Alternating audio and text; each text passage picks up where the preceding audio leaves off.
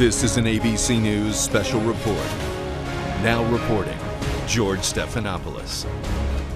Good afternoon. We are coming back on the air right now for an update on that shooting targeting members of Congress just outside Washington, D.C. early this morning. It all unfolded, as you remember, just around 7 a.m. There you see the FBI special agent in charge, Timothy Slater, of that district. He's about to give an update on the shooting early this morning. Let's listen.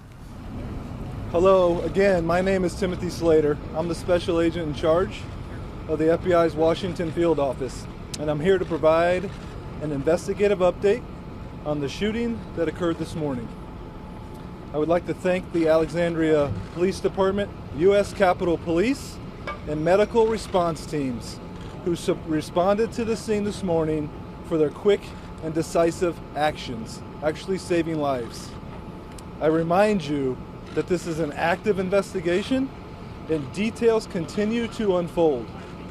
I stressed this earlier, and I'm going to underscore it now, that the FBI is not going to talk about the character or nature in which we are investigating this case, other than to say we continue to work this as an active investigation and an ongoing matter.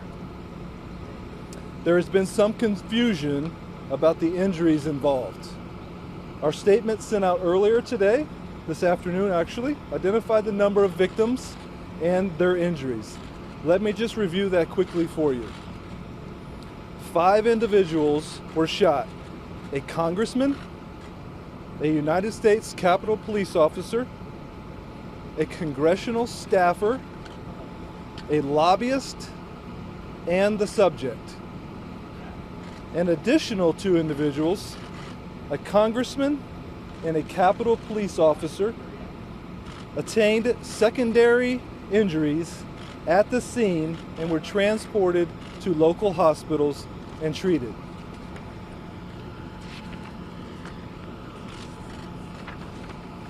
As for the subject, and this is the only time that I'll be referring to him by his name, this afternoon we released a statement noting that the subject name was James Hodgkinson, 66 years of age, of Belleville, Illinois.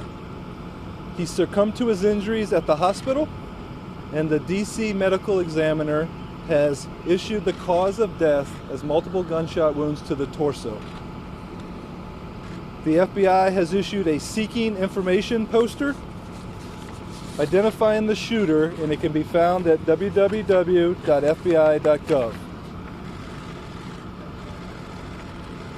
While the subject is deceased, we continue to actively investigate the shooter's motives, acquaintances, and whereabouts that led to today's incident. We will continue to have presence as we process a scene here in Alexandria, and FBI agents are searching the shooter's home. His residence is Belleville, Illinois.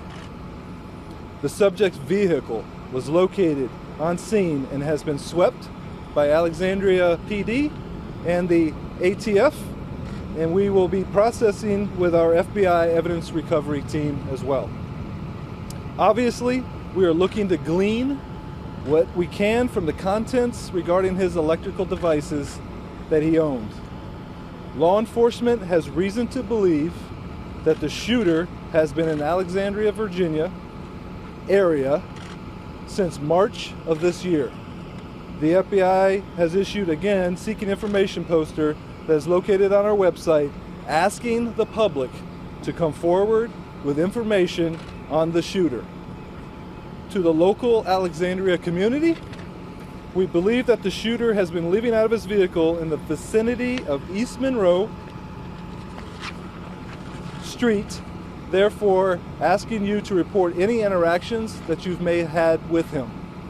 Likewise, the subject traveled from his residence in Illinois, and we are asking and speaking with individuals who know him personally or who may have encountered him on his travels. If you have information, please call the FBI 24-hour tip line at 1-800-CALL-FBI and select option 1, or visit tips.fbi.gov. So again, FBI's 24-hour tip line at 1-800-CALL-FBI and select option 1 or visit tips.fbi.gov. All tips will remain confidential. No amount of information is too small to report. Law enforcement will remain on scene until processing of the scene has been completed. We ask that the local community for your patience and your cooperation as we complete this task. Further updates will be shared via written statements unless law enforcement collectively standing behind me advises otherwise. I'll open it up for a few questions in just a second, but I want to turn it over to Chief Brown from Alexandria PD for a couple comments. Thank you, ladies and gentlemen. It's Mike Brown, BROWN, Chief of the Alexandria Police Department. I just wanted to get back and give a status as to what we're doing in this community to try and reassure the community in terms of the safety and the security of our residents. Right now, we are canvassing the immediate area out here, doing door-to-door with our colleagues from the Sheriff's Department and the Fire Department, so that we can reassure people in the community that we believe this incident today is over, although the investigation will continue in this area for a while. We are also working with some of our other departments in the city, for example, with the Department of Community and Health Services, to make services that are generally available for these kinds of situations available to our community over the next couple of days.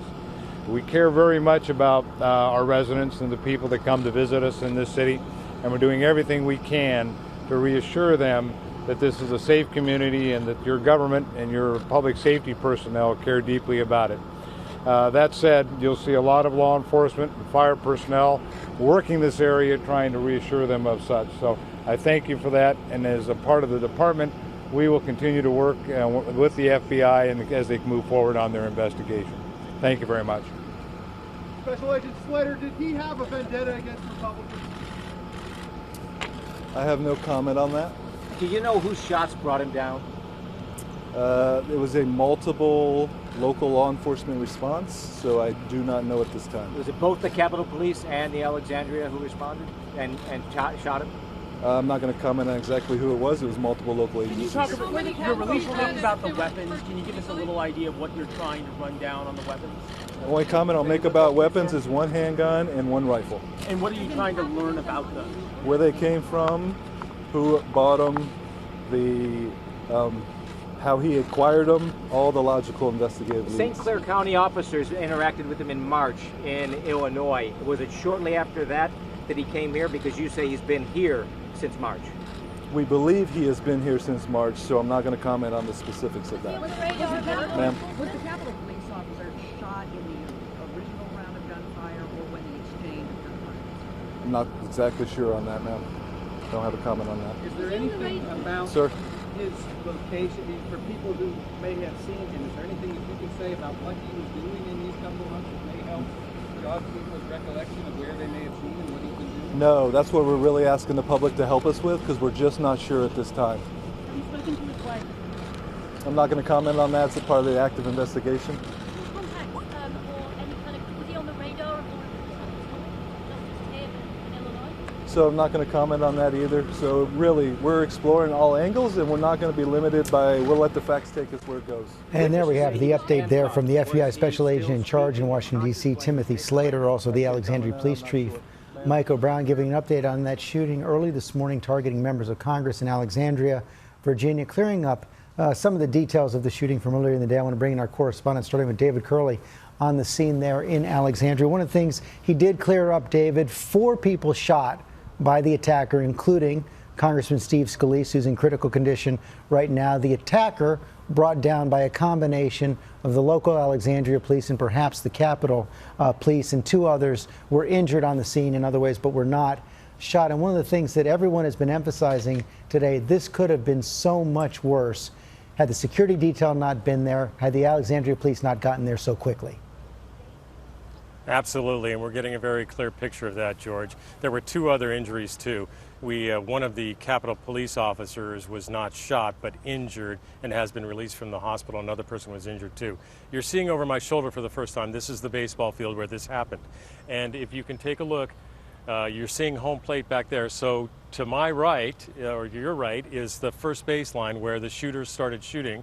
and was firing and hit Steve Scalise at second base, which is right behind this tree over here. And then he started firing elsewhere, including the first base dugout, where a number of people took refuge, including a senator and a congressman.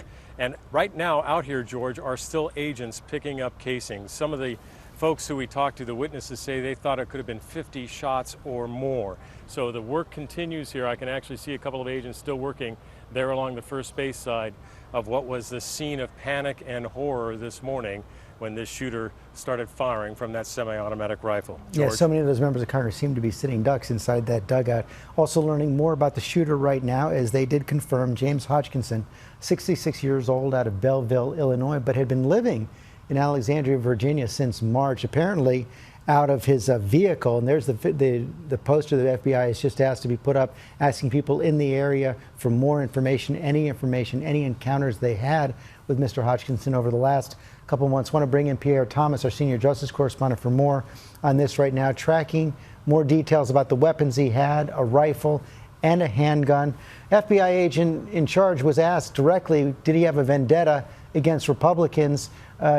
The FBI agent refused to answer, and there were no threats on Mr. Hodgkinson's social media, but he did have a lot of rants. George, he absolutely did, and the FBI is being tight-lipped about what they know about him so far, but this is what we've been able to glean, and we know that they're investigating. Social media posts. He talked about anger with President Trump, calling President Trump a traitor. He called Republicans, compared them to the Taliban. So he had great anger and frustration with Republicans. Again, no specific threats in terms of actually killing anyone that we can ascertain at this point. But he did talk about and join a group that said terminate the Republicans. Now, that would be considered free speech, but law enforcement officials, the key tonight is that they're trying to talk to anyone that knows him. They are going to exploit his computers and phones to look at additional information they want to know and make sure he acted alone, George. And Pierre, one of the things we did learn early today from a couple of the congressmen who had actually left the practice early, they had encountered a man they said was Mr. Hodgkinson, who asked directly, are these Democrats or Republicans out there? Exactly, George. If these social media posts are accurate, and we believe that they are, he had a great distaste for Republicans. So the fact that he would have asked a question about who was there, the congressman, as I recall, said it was Republicans practicing on that field. That was the information that he apparently wanted. Volunteered for Bernie Sanders' last year's campaign, Senator Sanders condemned the shootings on the floor of the Senate today. I want to go to Capitol Hill right now. Mary Bruce has been there all day talking to members of Congress, many who were at that practice. This has sent a thunderbolt across Capitol Hill. A thunderbolt. And George, tonight the signs of unity that we are seeing here are really a stark contrast to the usual partisan rhetoric, those bitter fights that we've become so accustomed to up here. And we have to say that extends that sense of unity to the baseball game that they were practicing for today that will go on tomorrow. We've actually learned that both teams, the Republicans and the Democrats, plan to wear LSU jerseys to honor Louisiana Congressman Steve Scalise and his beloved alma mater. The two teams actually having dinner together here tonight. But the big question going forward is just how long do these calls for unity last? Will we see today's horrific events having a lasting impact on the kind of divisive rhetoric that we often see up here? We had the same calls for unity after the shootings, of course, of former Congresswoman Gabby Gifford back in 2010. Okay, I know you all are getting ready for World News. David Muir will have much more tonight on World News from Washington, D.C., and you can get breaking news alerts anytime by downloading the ABC app. I'll see you tomorrow on GMA. This has been a special report from ABC News.